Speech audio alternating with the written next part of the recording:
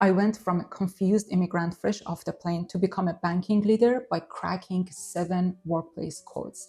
These 7 secrets landed me 3 promotions in just 5 years. The power of strategic apologies. In many workplaces, saying sorry or apologizing, it's not about admitting to fault. It's about smoothing relationships and keeping interactions positive. So as an example, if you're late for a deadline or if you need to reschedule, a simple sorry for the delay goes a long way and shows respect.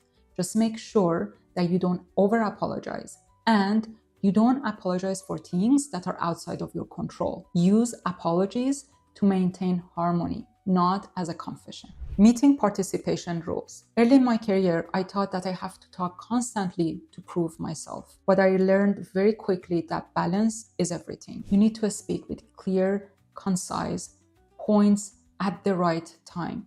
If you speak too much, you might seem pushy. If you don't speak enough, you might seem disengaged or disinterested. Especially if you're new in the team, you want to observe the team cultures, you want to understand who's the most influential person in the room, and then start talking at the right time. Mastering email tone. In most professional settings, directness should be balanced with warmth. So don't start your request directly and right away. Instead, start with a warm greeting. Hope you have been doing great. And then try to soften your request through questions. Would you be able to ... And always try to maintain a positive tone even when you're talking about challenges or you're trying to provide a constructive feedback. And always complete the sentence with a thank you so much with an appreciative tone so you can leave great impressions. Coffee culture networking. Many career breakthroughs are happening through these informal, relaxed settings. It could be over coffee, tea, or lunch. So if somebody invites you, accept that invite. And also invite your colleagues for coffee chat, especially if you have conflict with someone.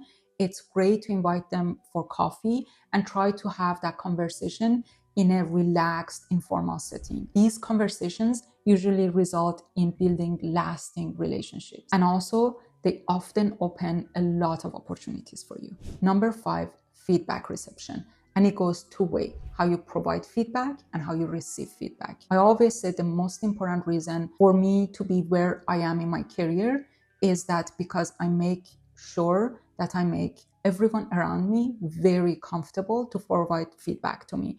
It could be my management, my colleagues, or my team.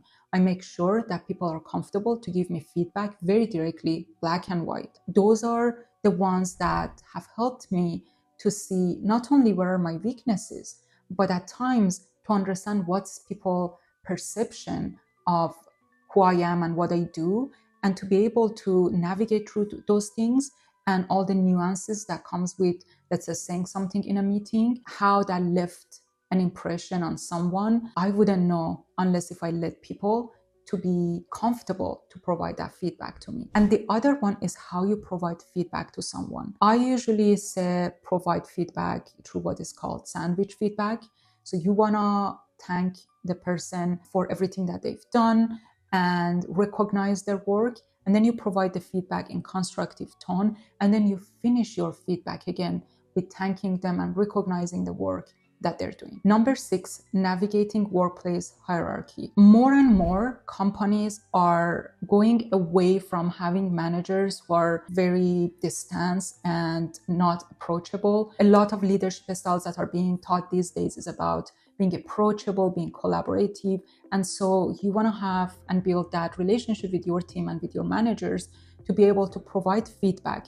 But at the same time, depending on who is your manager, if they're more old-fashioned and they want to keep that hierarchy and formality, you want to respect that. You want to, first of all, identify that and then respect that. But also if you have more of a modern managers that they want to be very casual and approachable, you want to, again, identify that and make sure that your style adapt to that leadership style. The key here is that you need to identify what kind of leadership style your management has and respect that to be able to successful in your career. And number 7 is work-life expectation. Depending on where you work, which country, which company, which industry, you want to again make sure that you observe and understand and also ask your leadership that question. to be able to understand if you're answering emails after working hours or during weekend, is that being considered rude or is that being considered a positive for you?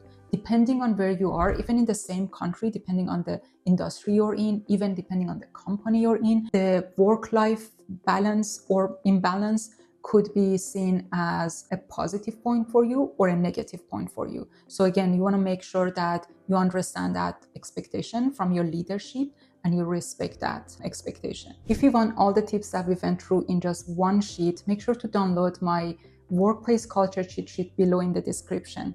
And if you want to advance your career to the next level, make sure you watch my next video on how to build outstanding LinkedIn profile so you can build a strong network in your industry. I hope you enjoyed this video. Till next time.